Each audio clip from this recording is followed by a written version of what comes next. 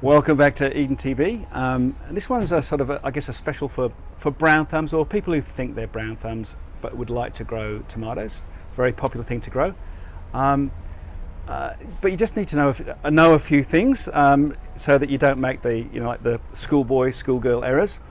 Okay, so a lot of people want to grow them in pots. So this is the sort of size of pot that I would recommend that you consider. Because often people start things from seeds and then they have a million plants in a tiny pot and it all doesn't work. So let's do it simply first time around. So get a pot about this size. This one I'm going to probably slot inside a pretty pot just so it all looks nice on the patio. And then critical is the quality of the potting mix. I'm using this organic mix here. So this is the magic ingredient. So make sure that you get a really nice potting mix, top quality, lots of nutrient in there. And then let's consider the plants that we would select. Now, there are lots of different types of tomatoes. In fact, hundreds of different types of tomatoes. I'm recommending as somebody new to the mix that you choose a cherry tomato, because cherries are much more resilient and less likely to get diseases. So I say start with a cherry and then build your gardening muscles, and then we can go on from there. All right, and I'm also recommending that you choose a relatively large one. I mean, this is very large in advance. Worthwhile going with one of these, but I'd certainly probably go at this sort of size as opposed to a little seedling. You're just cutting out quite a bit of risk. Because we want you to be successful with your first one and then you can come back for more. Okay, all right. Interesting things with a lot of the cherry tomatoes, well, most of the tomatoes, they basically have this habit where, see the main stem coming up here, and a leaf coming out there and a leaf coming out there, and then there's this sort of thing growing out of its armpit, if you like. Okay, this will turn into a major stem in its own right, and then as you go up, they just keep on doing it. You see there's another one here. Now, so it just keeps branching, and that's kind of how it becomes a vine. But it becomes really quite difficult to manage.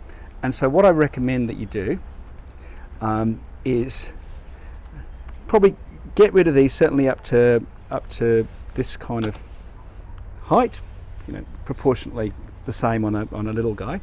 So what I'm going to do is I'm actually going to chop off that leaf. But I'm going to remove these, and I'm going to put these to one side because I'm going to do something special with those. Okay, that's a similar one. Okay, seems brutal, but it's tough out there in the gardening world. All right, and then cut the leaves off. The leaves I'm going to just throw away, but these little shoots, we're going to have some fun with those. All right. Okay, gosh, this is brutal. Pay all that money and then you're throwing it all away. All right, so I've done that for a few reasons, because I don't want that.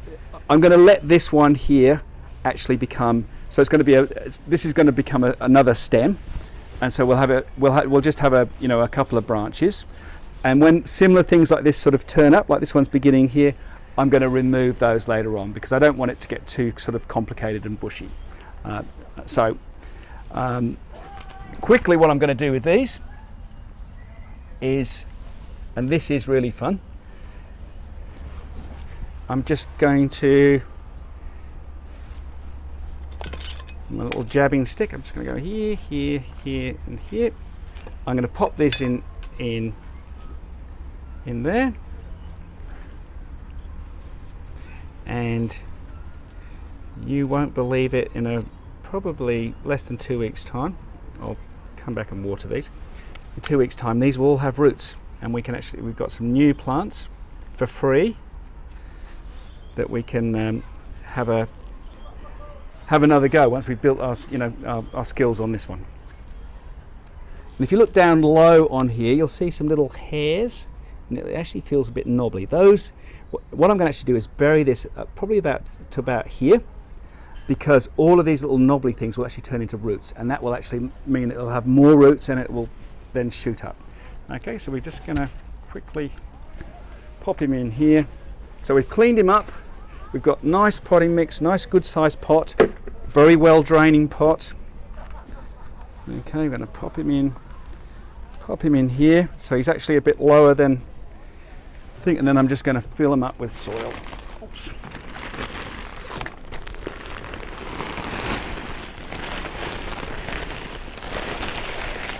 Oops. Lovely stuff. Okay. Fantastic. Okay.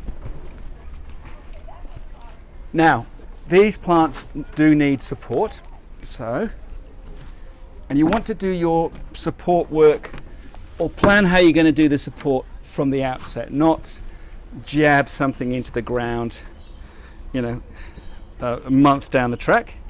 It's quite acceptable to use a nice big stake, but this is actually quite a simple thing, because what will happen is I will be able to just kind of balance the new leaves and shoots on. Let me just go a bit deeper. There we go. On this cage structure. Okay, all right. So, nice big pot. I've got a support. I've got a big plant. I've prepped it, and now I'm also going to put some sugarcane mulch around the bottom. Now, one of the big problems with, or risks with tomatoes, is that they get these sort of fungal diseases that actually come up from the lower leaves up through the plant, and they are actually caused by fungal stuff that's actually in the soil generally. So if you can actually cover I'll get some more in a minute, I'll run out here, but I want to get probably a couple of centimeters thickness on here, so that stops the soil splash. It also preserves moisture, because these guys, a classic mistake is to not water them enough. So you want really good drainage, but I would water these daily. Okay, so and if it's really hot, you can do it more frequently than that. But they mustn't be waterlogged, so don't have it standing in a dish or anything like that. Okay. Then fertilise with, I would use something like power feed, probably every 7 to 10 days. And it's good to come and have a look at your plant each day, and because like I've told you, you want to remove any of these sort of extra sub branches out there. Pick off any, if you see any brown leaves happening lower down, just pick those off. Just inspect your plant, and just make sure that the moisture's nice. Must be in a really sunny spot, probably not too windy, because they do actually get quite tall. And then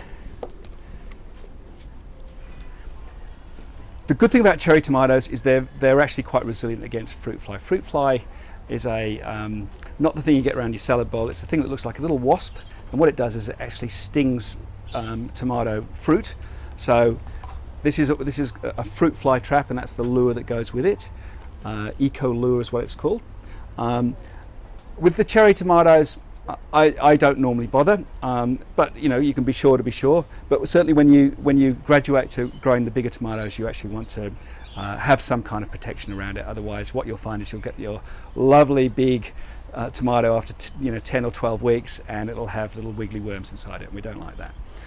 And then that's kind of it. It's pretty simple, but if you mess up on the quality of the potting mix, the drainage, the sunny position, and don't visit it on a regular basis, you'll find it'll go off to the side, fall over, get brown leaves, etc., and you'll feel like a failure. But it's so easy. So get a cherry tomato, follow these instructions, and I think you'll be successful.